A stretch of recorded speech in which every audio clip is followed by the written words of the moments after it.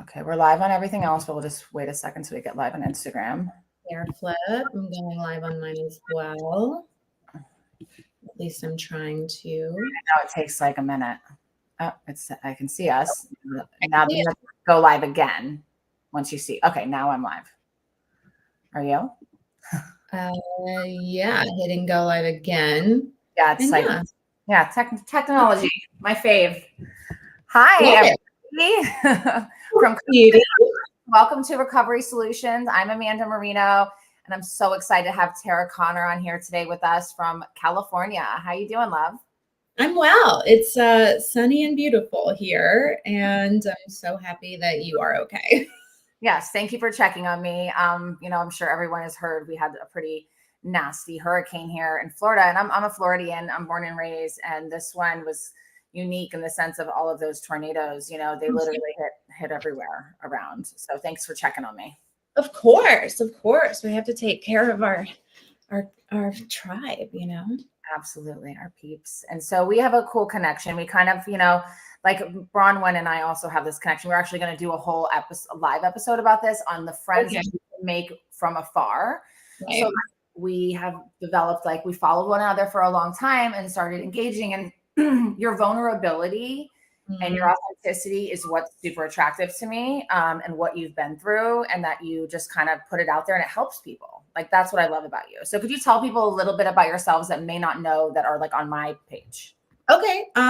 So my background, I was Miss USA in 2006. I think that's my identifier.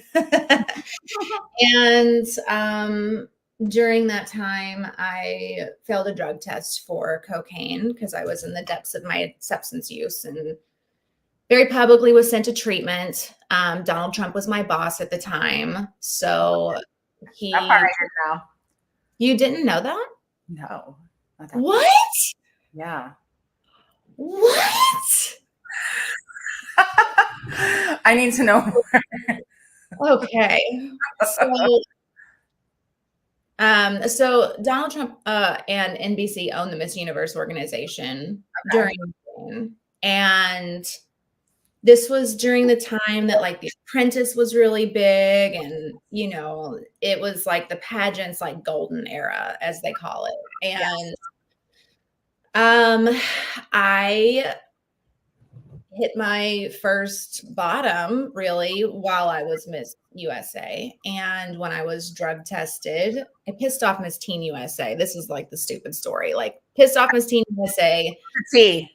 She thought I was flirting with her boyfriend. This is all very petty, stupid things. Was not, but it doesn't matter.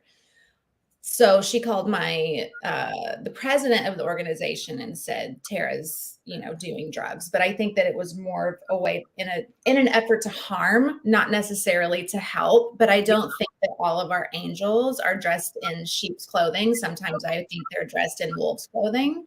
Oh, girl. I have goosebumps on that one. Yeah. So I don't know. It was the following day after I took the drug test, I turned on the radio and it's talking about how Miss USA failed a drug test for cocaine. And by the end of the night, I was on Sports Center for their top 10 flops of the day. And this was when the stigma was very rough. Yeah, that's rough. They were not sending thoughts and prayers or casseroles. They were support or seeing how they could help you or saying we hope you get help. That wasn't that era. That was this was the era where they were off with your head. You're a bad role model. And I was so young. I was 20 years old during that time. I got sober a week before I turned 21. Okay. And I ended up going to treatment very publicly because they made it a huge media outlet tour. And and you were still being solicited, your story news, even though you were trying to get better. Yeah. But like I said, the angels in wolf's clothing, yeah, absolutely. My life. Right. I'm really grateful that it happened the way that it did. I don't think anything ever happens by mistake, but as I've gotten older, I'm almost 18 years past that. So I have over 17 and a half years of sobriety, but still sometimes am considered like the antichrist of the pageant community because of my experience, because I was so, oh gosh, I don't even know how to, it was just sensationalized. That makes me love you even more, because I like those of us that are like ceiling breakers, and like we're the ones that are like, it wasn't okay what went on, right? And like hopefully if they continue to do these things, they do them better. And if you've helped that in any way, then like hell yeah, you're helping young women.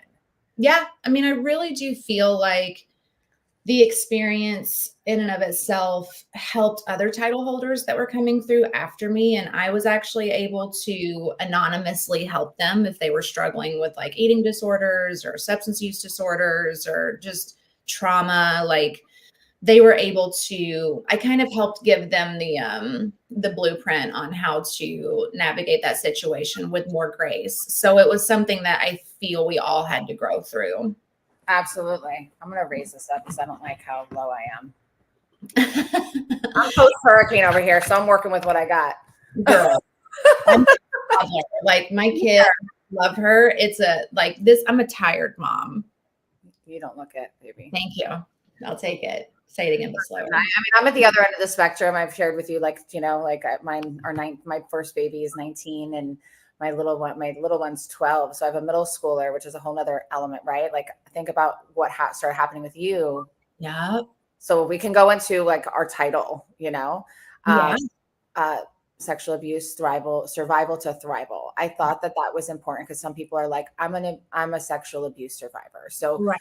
When my little girl started to turn a certain age, it started to bring up things again, right? Like I used to think that trauma was going to be like my sexual abuse was going to be like this thing that I dealt with, and it was going to be here and it was going to be good. It's not that. No, not at all. Unfortunately, but it's okay. Yeah. I mean, my little girl is going to be 2 in December, and my sexual abuse started when I was 3. So yeah. It's incredible how becoming a mother to a daughter completely reinformed some of my relationships and decisions and things that I would take in the past that I absolutely will not accept today. Because I will not allow her to see her mom allow someone to misuse or mistreat her. Absolutely. So I had a few false beliefs prior to, working on myself for the past almost 18 years. Yeah. I believe that I was broken, dirty, and damaged. Yes. And that people that went through what I went through were meant to be messed up. And I was lucky I wasn't worse. And then also I used to say that. What did you say? I used to say that, like, you're lucky I didn't turn out worse. Yeah, that was my chalk it up to that. Like, I'm good. And then I also believed that I was going to be a child abuser because I was abused. That was another thing. As I was pregnant with my son, I was terrified that, because that's what you heard. Like I heard that because I was so young, I was 24 and I was 24 and I was still so messed up mentally, so those are the two things that I had to really work through that were just like things that were kind of like, and they make sense and they're valid, but that's not even surviving. Yeah. So what are things like? I think, I just really relate to the dirty, damaged, and the shame that I felt, like when I was so young. And I never believed as I was growing up that I would be or find any relationships that weren't conditional.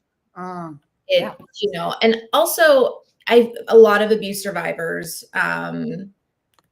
do have like act out sexually at a younger age, which I was definitely one of those, but that's kind of what I was taught what love was. Yeah. So when people were calling me the town trollop, it wasn't because I was trying to be a big hoe bag. That's all I knew. Just like how you said that.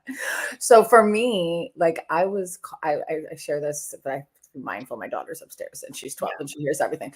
But I would, like, before I had even like done anything with a boy, I was labeled that separately.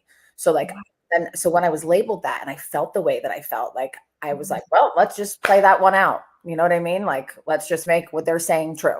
Right. I mean, I might as well. I mean, listen, it's a very lonely feeling when you are an adolescent that's trying to navigate adult situations that you don't have a developed brain that's capable of navigating. And so you kind of start to create these very peculiar belief systems to protect yourself. And I'm sorry, my dogs are. No. Okay, but I got two that are just being quiet right now, and I guarantee you they're not going to be this whole hour. I have 3 dogs and a Maine Coon, and the Maine Coon and my oldest dog just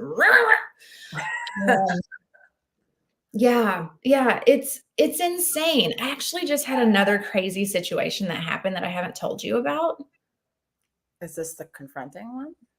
Well, no, this was after the confronting one. This happened like because I was, that's what made me want us to talk about this here. Like that, I mean, us connecting on a talk, being abused survivors to thrivers, Mhm. define us or beat us down anymore. But like when you shared what you shared with me, I was like, whoa, like, I don't know, like it brought up a lot of stuff for me of like, that was like, I was super proud of you, but I was also like, it brought me like it made me scared inside. You know what I mean? For Mm, myself, which had nothing to do with me, but like I was putting myself in that situation. You know what I yeah. mean? Yeah. Well, I was running a group at a facility that I work at, and one of the clients were talking about how they confronted their abuser. And Gracie, Lord help. I promise you, I have the same thing. I have 2 really bad barkers. Like they just don't stop at everything. It just is what it is. There's nothing I can do. And protecting the house. They're doing their job.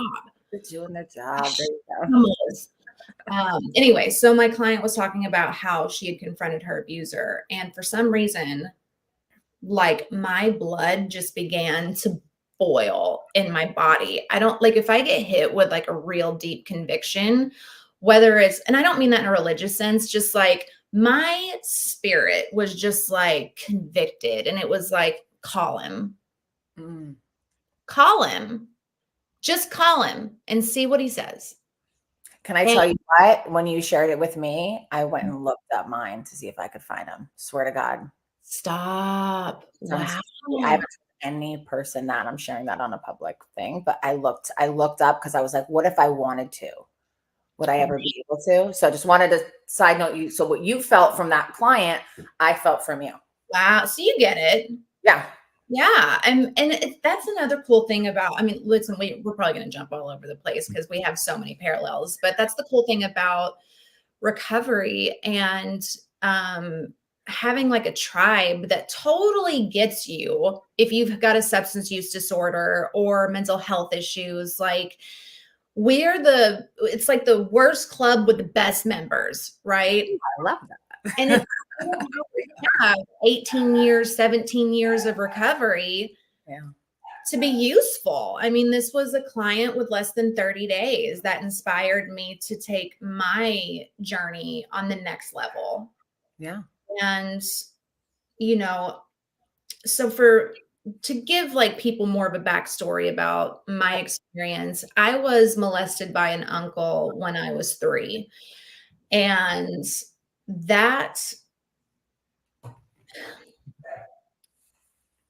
it caused a bit like an immediate rift in my family, because when I was on my way to my grandmother's house with my parents, I said, Uncle so-and-so makes my butt hurt with my little 3-year-old words. Right. And was losing it. Like I was just losing it because go there. Right.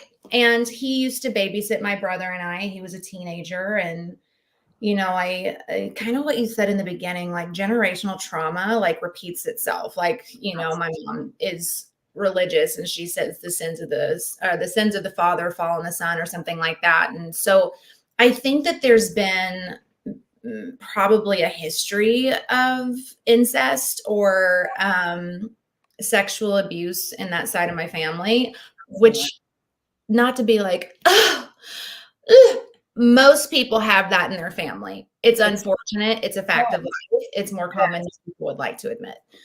Some people never ever tell anyone. So if you are listening and you haven't told one person, tell one person. It's going to take a huge load off. You don't have to tell the world, just tell one safe person.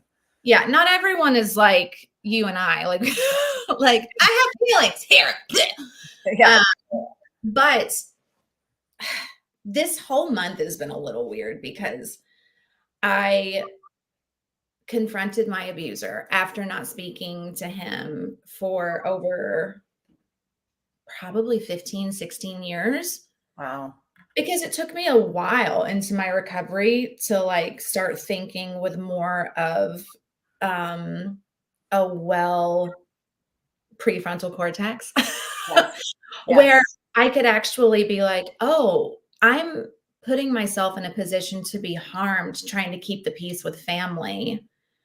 And where I should have been protected and believed. Yes. Yes. Um, You said becoming a mom like that. yeah, I mean, so when I did confront my abuser, who was also accused of and indicted for assaulting his own children, the narrative that that one of my family members has created is that it's my fault that those things happened to my abuser. Because I'm a great storyteller. So not only am I here, at 38 years old, I'm still having to not defend, because at this point it's not mine anymore, but like I should never have to give extreme detailed information about my assaults, plural, in order to be believed. Absolutely. And that's insane. To not be validated is one of the hardest. I mean, and like you said, now it's not yours, but all that time of not being right. validated spiraled and hurt you. Especially when it's coming from like a parent, like my father has just, it's been very difficult because as an adult child, you don't want to have to separate from a parent. That's one of the hardest decisions that an adult child can make. Yeah. But we're just at different places, but it still has kind of exiled me from that side of the family in one way or another because everyone breaks bread on Thanksgiving. Yeah. You're not going to break bread with people that harmed you or didn't support you. Yeah. And I've forgiven my uncle, but it doesn't mean that I want to sit down and break bread with him. Right. So when I made the call, I asked, what do you remember? And it was just like, about what? And I was like, what do you remember about babysitting my brother and I? And he was like, I don't know what you're talking about. And then I was like, you don't remember playing doctor with me? And then it was, I don't know what you're talking about. I don't remember that. You don't remember having a stethoscope and what you did with the stethoscope. You don't remember that. Like, I know this is a little graphic and it could be tricky. It's okay. I think that I think we're in you're in safe space with me. And I think that people here as comfortable as you're willing to share. And I'm, well, I'm in the spot. I'm an open book, unfortunately. And I'm pretty sure I'm like, some people's worst nightmare, but it is what it is. Like, don't do that shit and then it won't get talked about. Anyway, so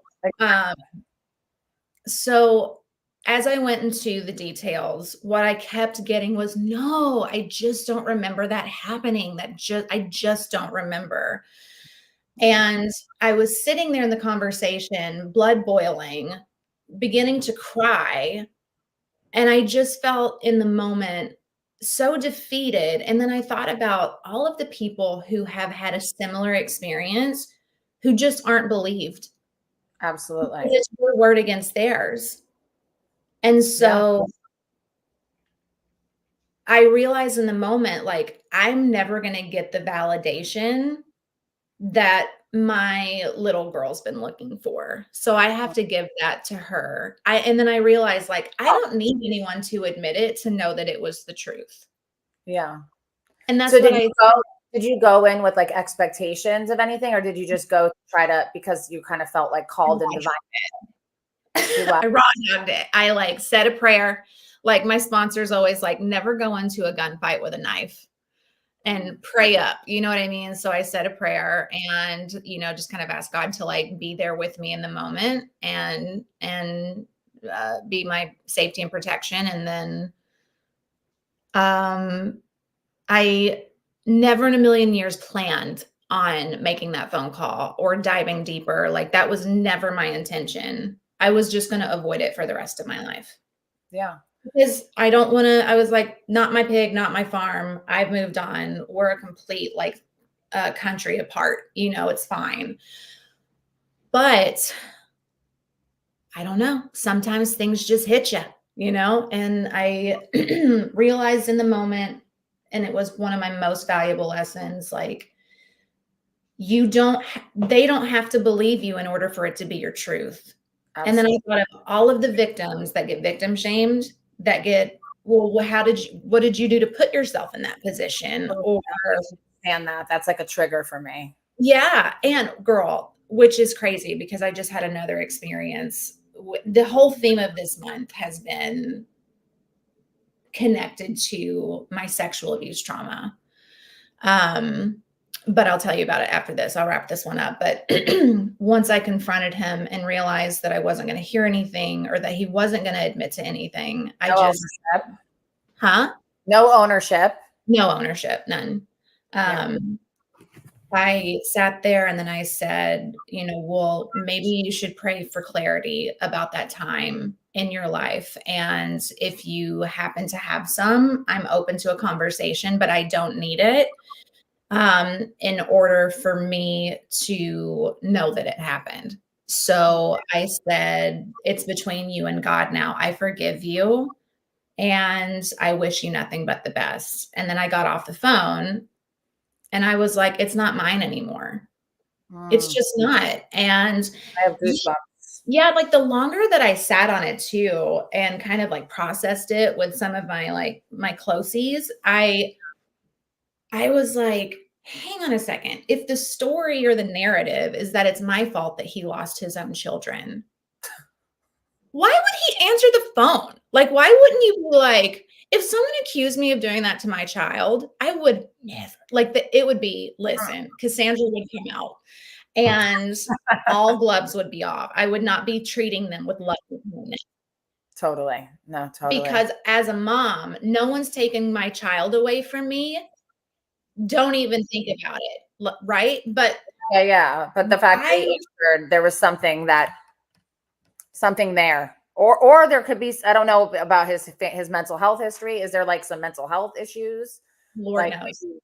Disassociation, disconnection, something? Idea. Yeah. I don't know. I mean, I don't know because, the hardest part of my sexual abuse was he became my best friend when I was in high school. Like my abuser became my safe place. And that was the hardest part of, the realization of what I had gone through when I was a little older. The truth underneath it was I was so upset because I loved him. Like I loved him so much, like he really did as an adult offer me a safe place in a different way. Was he maybe? But I mean, again, the sins of the father fall onto the son. Yeah, like the generational stuff. We don't know, but I wonder if he was. If I was a better person, I would say that it's probably happened. And but regardless, it's like I don't wish any ill will, right? But I don't. Different than me. I do on mine.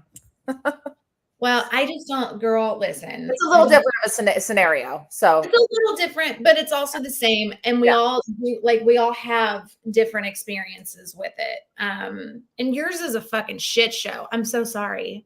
No, you're fine. I just curse like an Oklahoma girl. Like a Kentucky girl. Okay. Kentucky. So Oklahoma though, right? Huh? Who lives in Oklahoma? Do you have No. family? Oh, okay, so it's Kentucky. No. My family. For me, they're like all right there. They're all right there. Yeah. So yeah, my version. Did you have? I'm sorry. Did you want to continue? I want you to finish. Well, last thought on that, I was like, what if he thought he was being recorded, and that's why? Ooh. And then I was like, listen, like, yeah. But then I was like, okay, don't make assumptions. Never make assumptions. So I put that one away. But at the end of the day, it's not my pig, not my farm. Well, I'm so proud of you. That's so brave. And like you followed your, your gut instinct, which I've learned that I need to listen, especially when it comes like fire, not to just react. Like you said, do the prayer, don't go in with the knife, like that whole thing. But when I get those divine hits, like I have to follow my gut, and nobody else in the world may understand me and may think I'm absolutely insane, which there's been many of times in my life that I've done that. But guess what? It has always worked for me.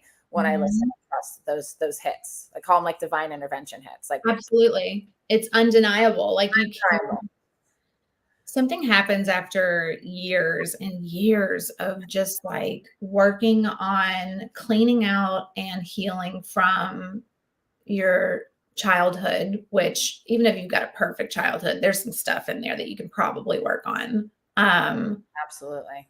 But even after all of be our level of trauma too. So like if you're listening and you have like maybe, I always share this example. My ex-husband, his trauma was like family didn't show what worked all the time. They were immigrants. They weren't able to come to his baseball games. He had to start working at 11. They didn't do family. So like he used to minimize that. But I'm like, no. Like just because you didn't go to, it wasn't the big T stuff like me. If it made you feel sad inside and it was hard for you, like you have to own that. Like it doesn't have to be this big, like ours, like a Lifetime movie, right? Like your trauma is your trauma. Oh, when I tell people my story and like I say it so just like whatever. Blase. Yeah.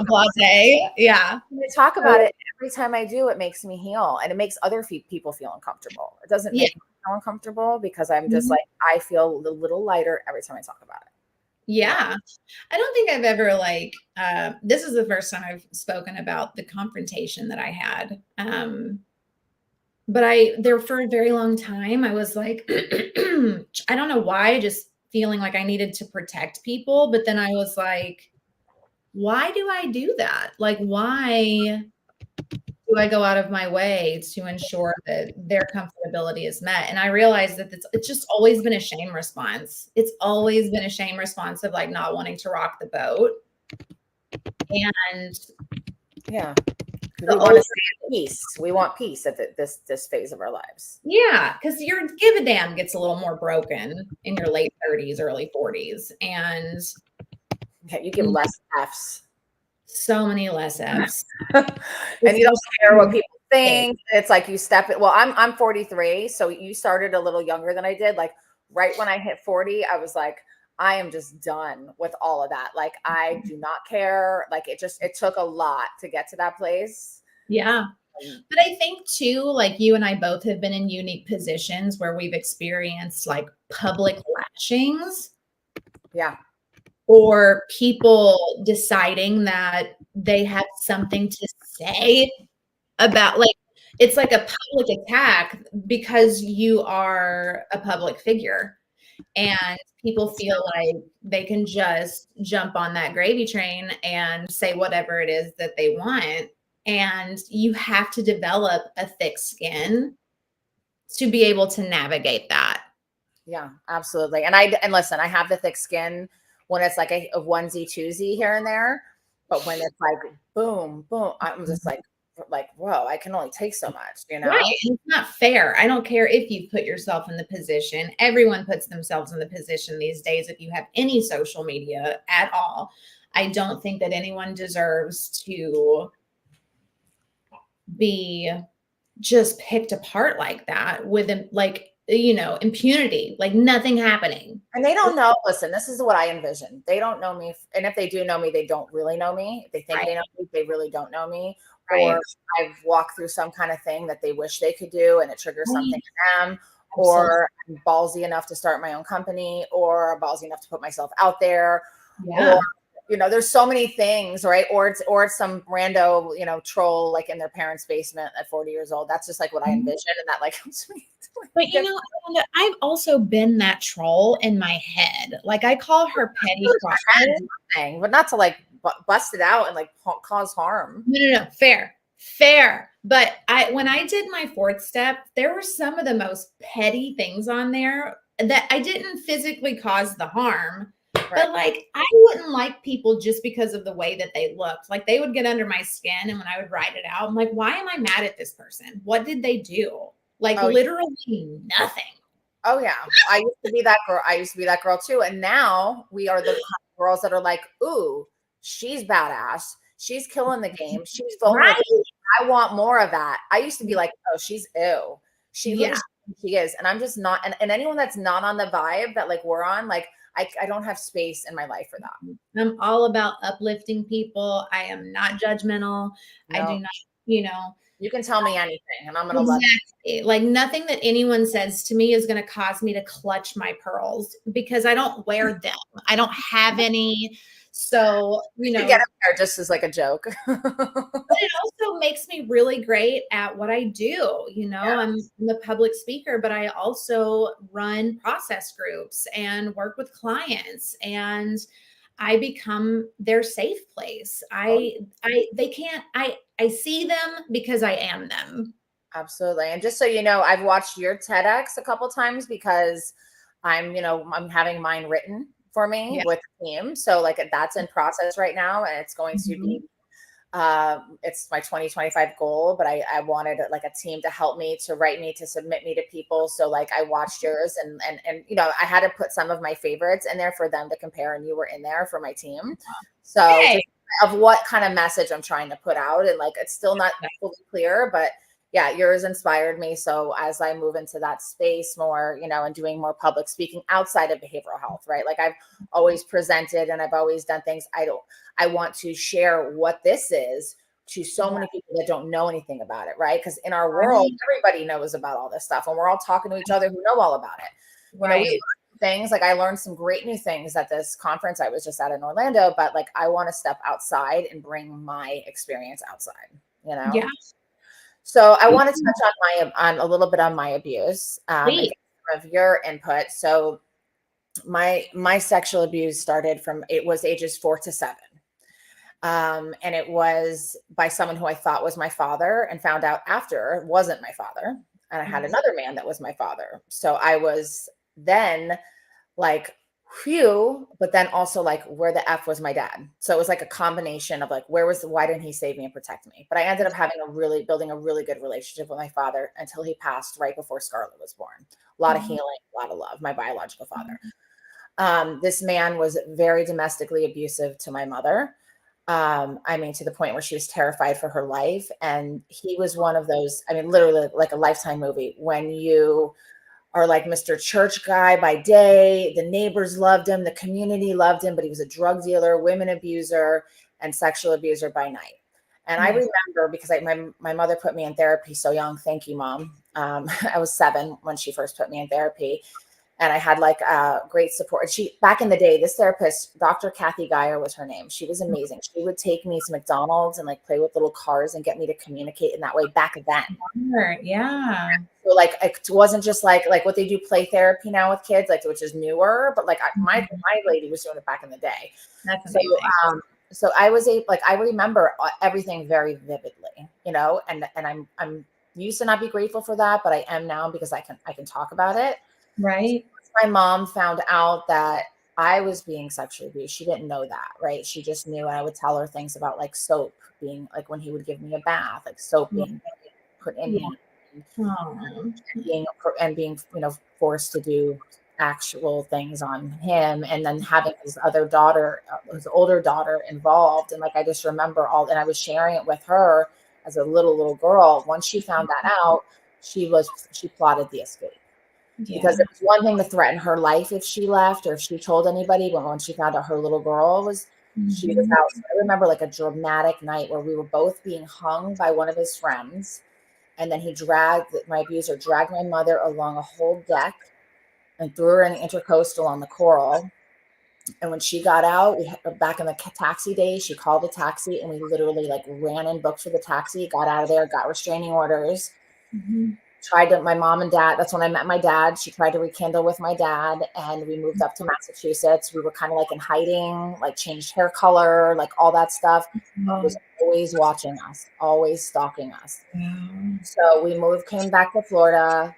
And then my mother was a nurse, and she was working at a psych hospital. She was a psych nurse working at a psych hospital. My grandparents were watching us, and he hired somebody, like lawn maintenance day when there's like a million people doing like maintenance, and he was blended in with the guy to do lawn maintenance, and he knocked me over my bike, grabbed my sister, and ran for the road. And I'm screaming, going crazy. People are coming over their houses.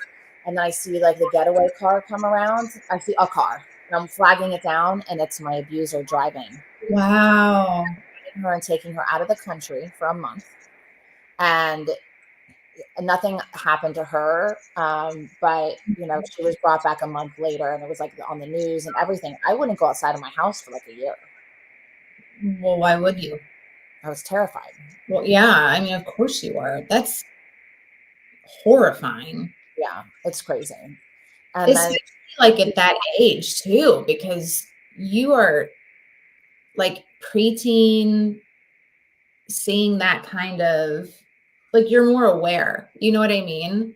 I was 7 when this happened, when the kidnapping happened.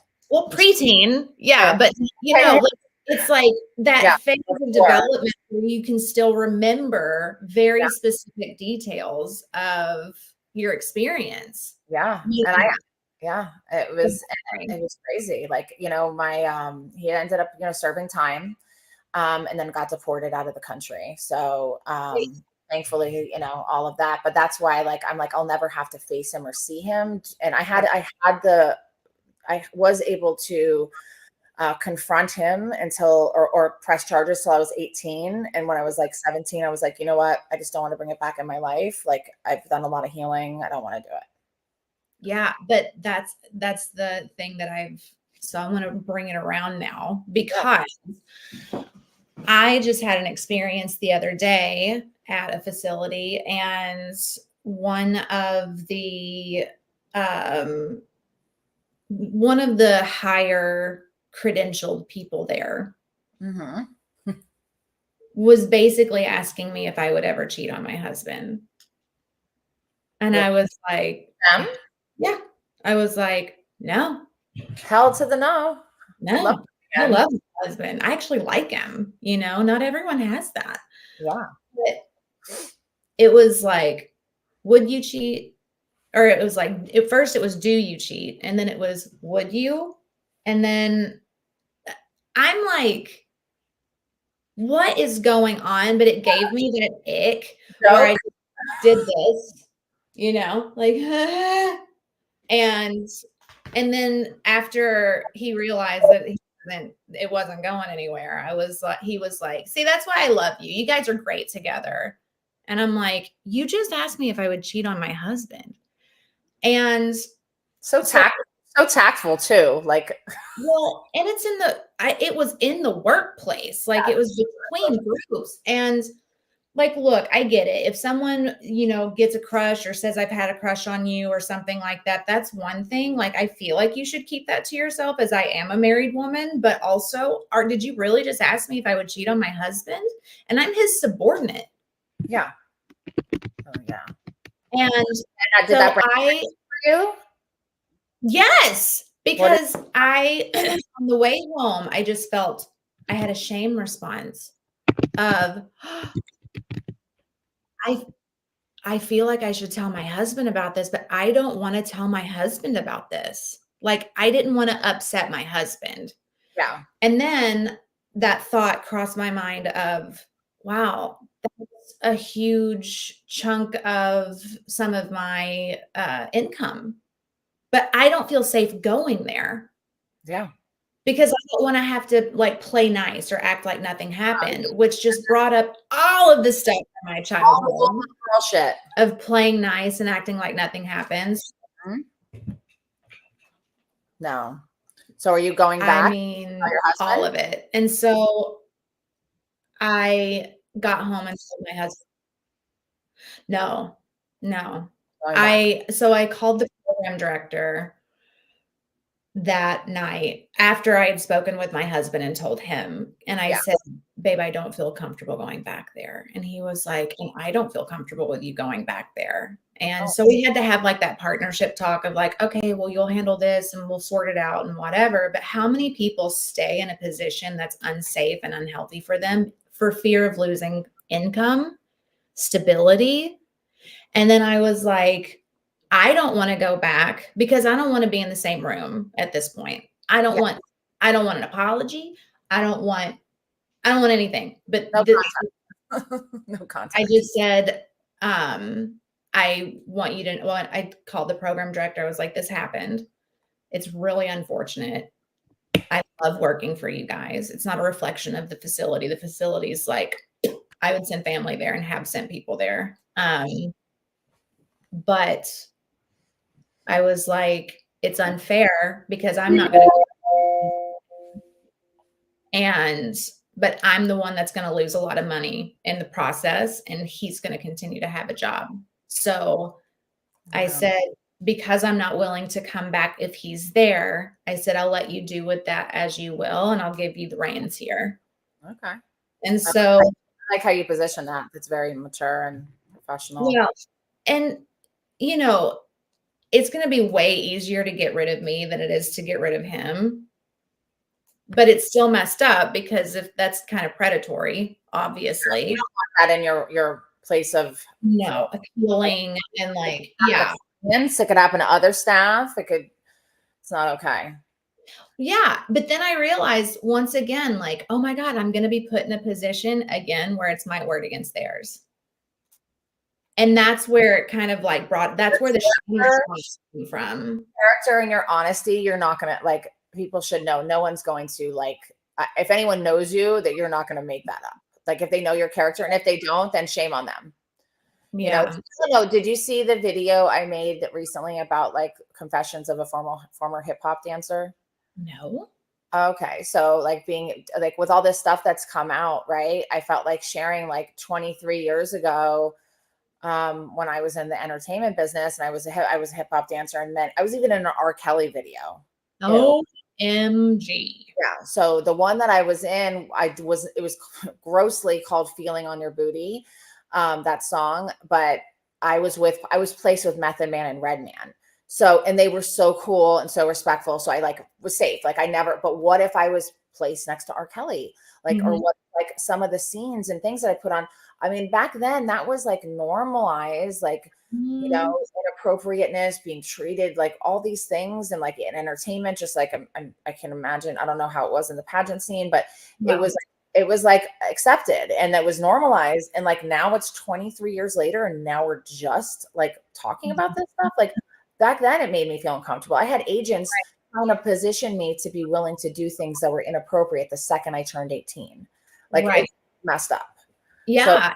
So that's just coming out now. Like and what's coming out is beyond disgusting. I have to stop reading some of the articles. Like some of them I do, and the rest I have to like stop.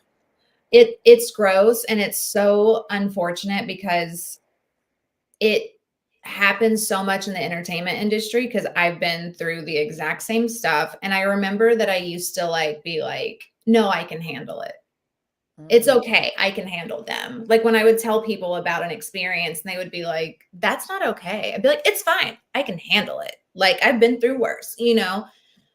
But that was a defense mechanism because I knew that I would be in a position of lack if I didn't play by the rules. My livelihood was on the line if I didn't do certain things, or if I didn't turn a blind eye to things that were said to me. Yeah. And that's still people right now. That's, but like the level of vileness though with the P. Diddy stuff is like beyond. Like the people being put on like IVs and cleanup crews. Like if any of you were anyone seeing this that was part of that, like, sorry, shame on you. That's disgusting. Like you all okay. It's not okay that like all these people are being abused for money and power, And I know there was things that like I thought were just normal. Like, okay, like I knew that people did things to, many people slept their way to the top. I wasn't willing to do that, but I knew that there was certain things that people had to do to get another opportunity. And it's just, that's awful. It should be because of your talent, your, your creativity, if it's beauty based, your beauty. That's why like being on intervention for me was a dream for 14 years, because I wanted to do something back in entertainment that was being a woman of substance, not objectified for my 18-year-old perfect body. Exactly. Like exactly. that. Just like your public speaking, and like what I'm stepping into in that realm, Yeah. I mean, well, and I think that it's also so useful for women especially, but men too. Like when you can actually see people step up and come from a place of, just whatever people want to make up about you or whatever, you've been objectified or anything. Like when you let go of that, oh, it's not about my looks anymore. It's just about my substance and who am I without this? Like I've just gotten to the point where I can't be bothered. My fear of looking bad almost killed me sober, Yeah. Oh yeah. I get it. I remember, this is just like, so I remember when I was pregnant with my son, I was super young, right? And I always had like a 6-pack, abs, naturally, eating McDonald's, whatever, as a kid. And then I had my son. I remember I was 8.5 months pregnant, and underneath I could feel that loose skin and see stretch marks. And I had a full meltdown. Yeah. And I thought it was the end of the world, right? Now I'll wear a bikini with the little stretch marks. I don't give a shit. It's like nothing, who cares? We all have different bodies, but like what I was taught was you had to be flawless and perfect and nothing, all of that. And that's not what it's about. Like my daughter is drop dead gorgeous.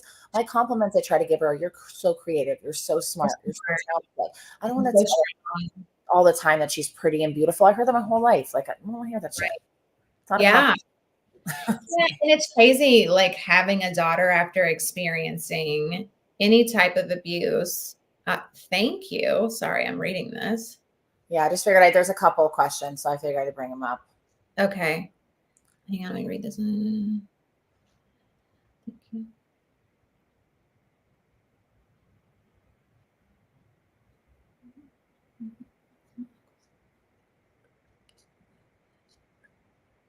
Does it continue?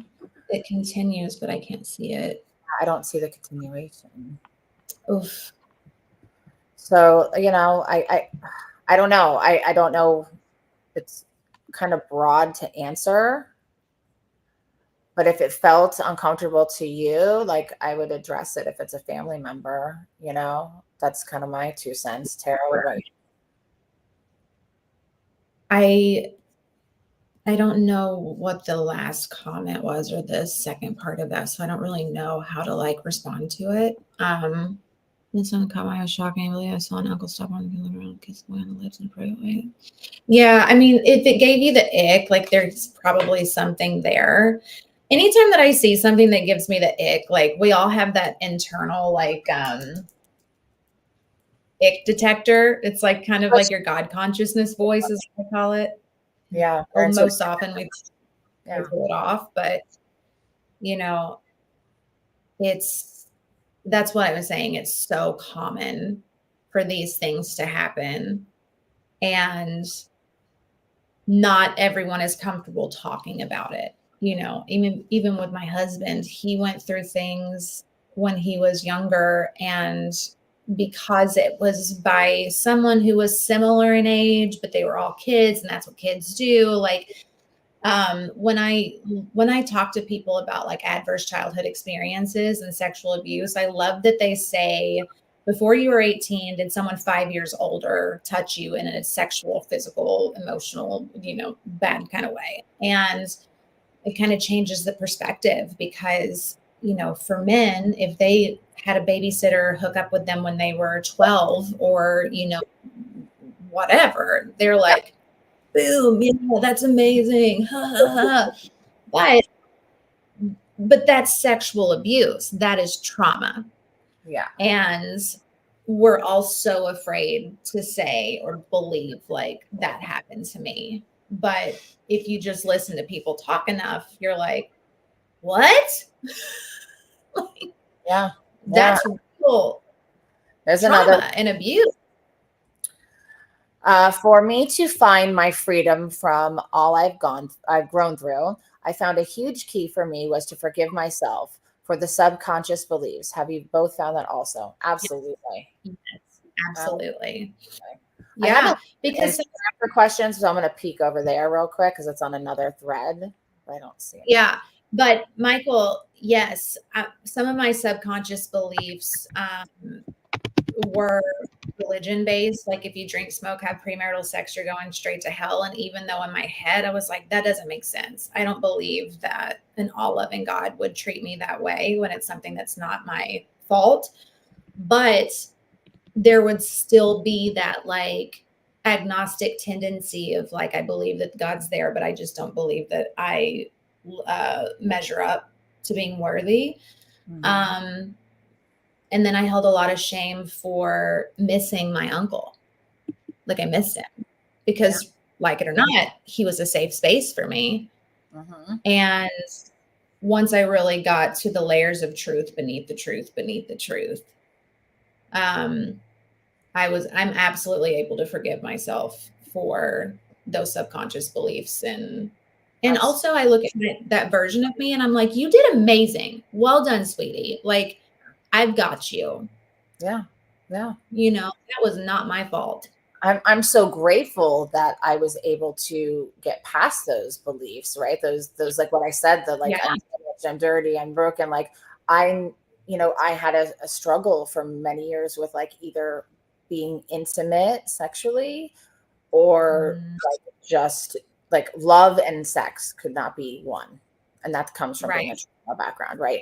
I have done so much work that now is not a problem at all. It's like a beautiful thing. But like I was scared for a while that I wasn't going to be able to ever have that because I associate it was like a dirty thing to me or it was a love thing to me. And I hear that even with men and women, like a lot of people struggle with that. And so like I'm just so grateful that like with a lot of, continued therapy and a lot of work that like I've like really healed through that part, and I continue to have new layers of healing.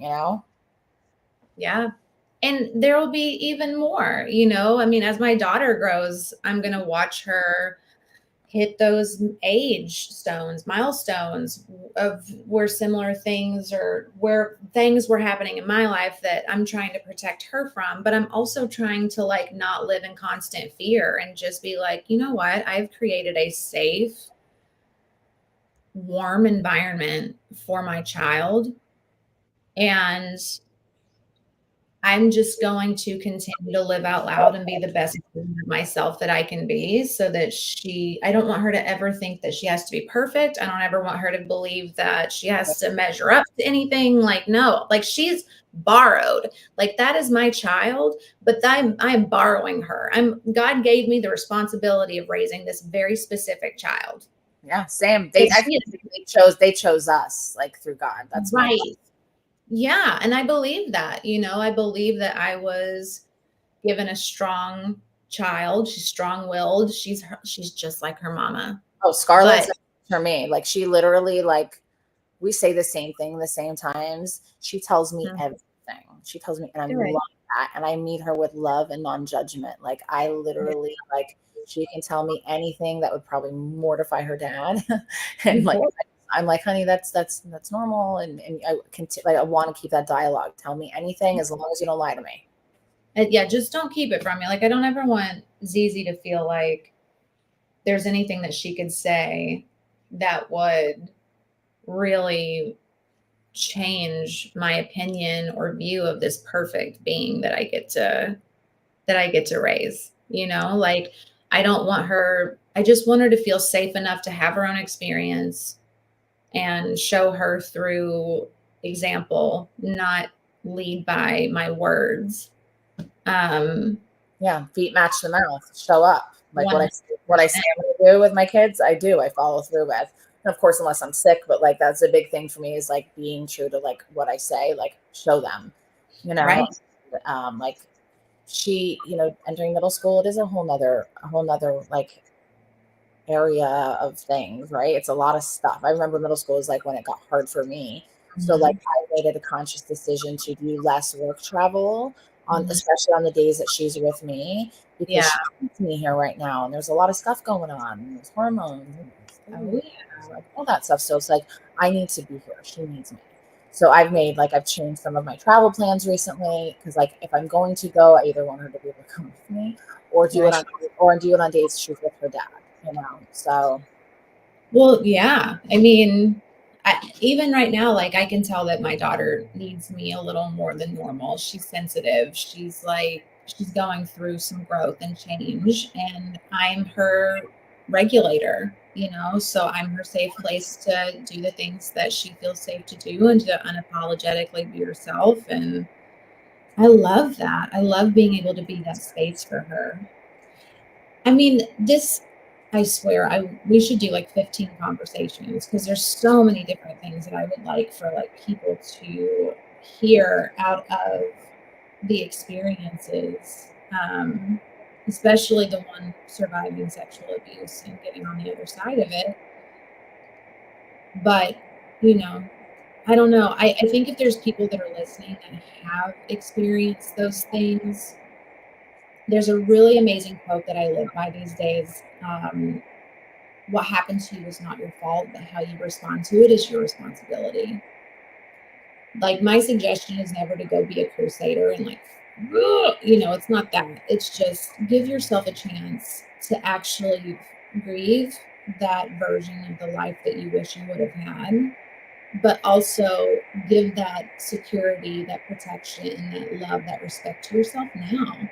Because I can't live in that part of my life and expect to be happy. I mean, I absolutely feel like it is necessary to process the hurt feelings, the lack of protection, the lack of safety, all of those things.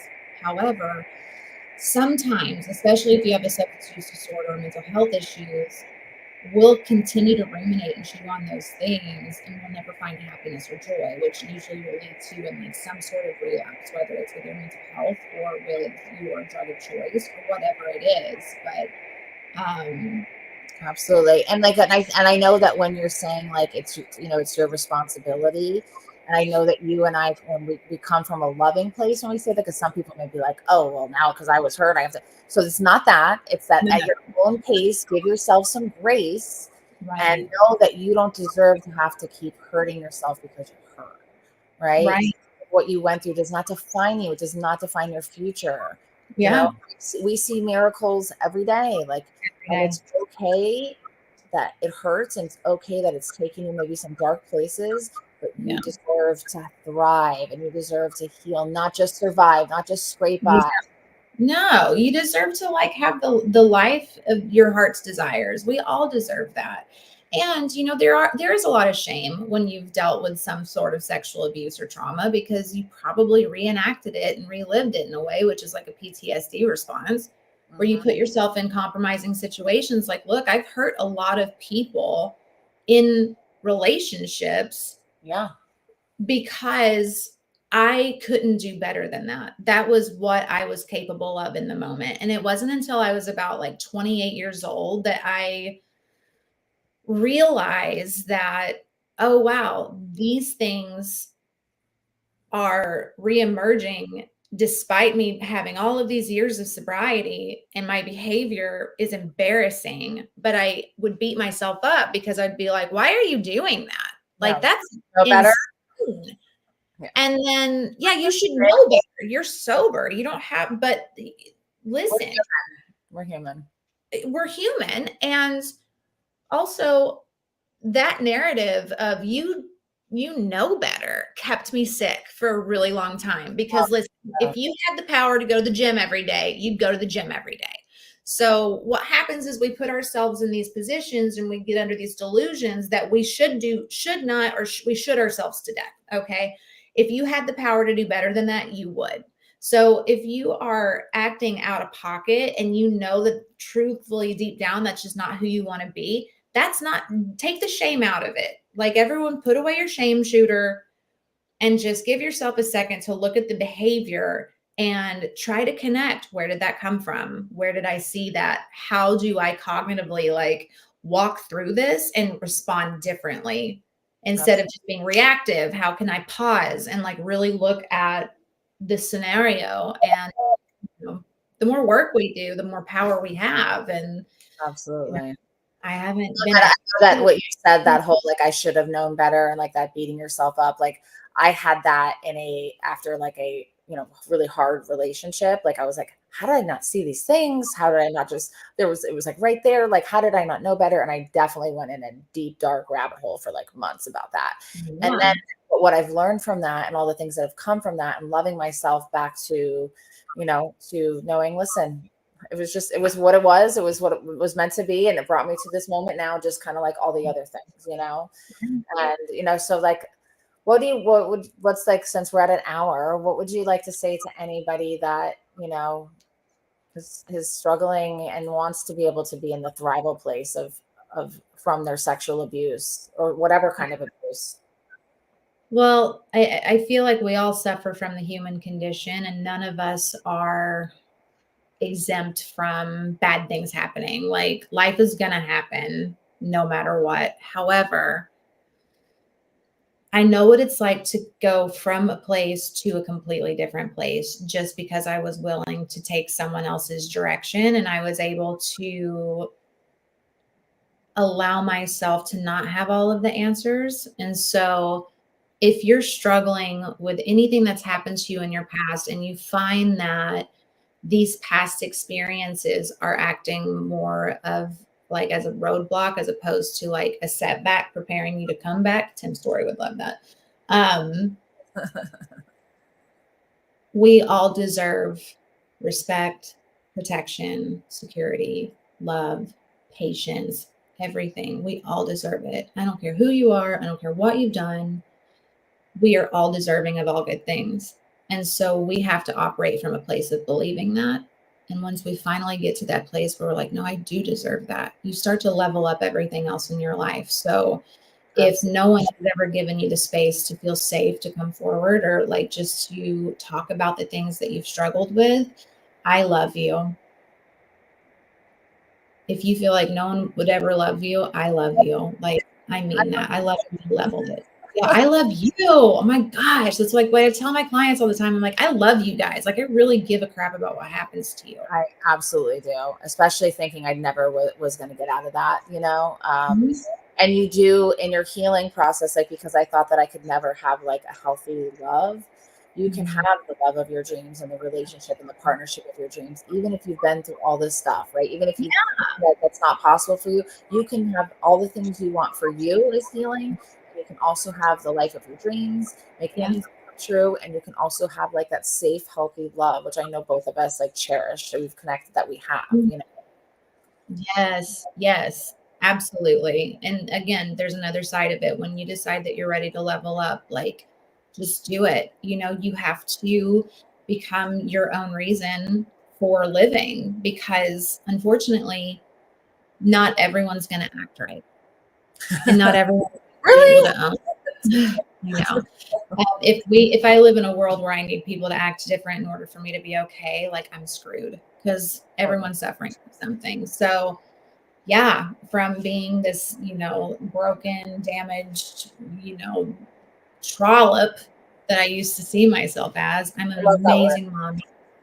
Yeah, I'm an amazing wife and a very loyal friend, a very loving counselor and recovery coach. And, I give, it's not about me anymore. It's like, how can I use these experiences and messages to help others? Because our stories have the ability to completely heal. And so that's why I recover out loud. That's why we are outspoken, and it makes that's why I connected so much to you over like a very long time. It was like a long slow build. And I know we like would chat, whatever, but like I couldn't help but that magnetic part of you that I just like loved all the like the raw vulnerability, and you help so many people, and so many people are terrified to either get help or think that there's hope or share something, and like you make it okay. You made it okay for IVF, sexual abuse, mental health, substance use disorder, like all those things. You're putting it out there and letting people know, like, you worked hard as hell to get that baby, and now you are a beautiful angel. Yeah. Yeah. I mean, thank God for my life. I am so grateful. Me too. After coming back from that conference, I had a whole new level of gratitude from everything in my life. I was like, I am so thankful. Thank God. Every day I end it with thank you. Thank you for my life today. Yeah. Awesome. Well, thank you so much. Follow. What's your Instagram, Tara? Tara E. Connor, because somebody stole Tara Connor back in the day. Yeah, I couldn't get Amanda Marino. Someone tried to like sell me amandamarino.com for like $200,000 or something crazy. Oh, yeah, like, that happened to me too. And then they were like, wait, this isn't worth what it used to be. And then they gave up. I was like, yes. And so I got TaraConnor.com. it was ridiculous what they wanted. It's still, I think we got it down negotiated to like 45,000, but I'm not paying. I'll put amandamarinoofficial.com. Don't do it. Never. Ew. I wouldn't even pay 1,000. Yeah, thank you. Good. I wouldn't pay like 100 max. I was like, oh, black. It is blackmail. Yeah. Well, all right. Thank you so much, Tara. Follow me, Amanda Marino Official, on all platforms, and Amanda Marino on the ones that are not Amanda Marino Official. All right. Thanks, Tara. You're an amazing soul. love you. Love you. Thank you for having me. And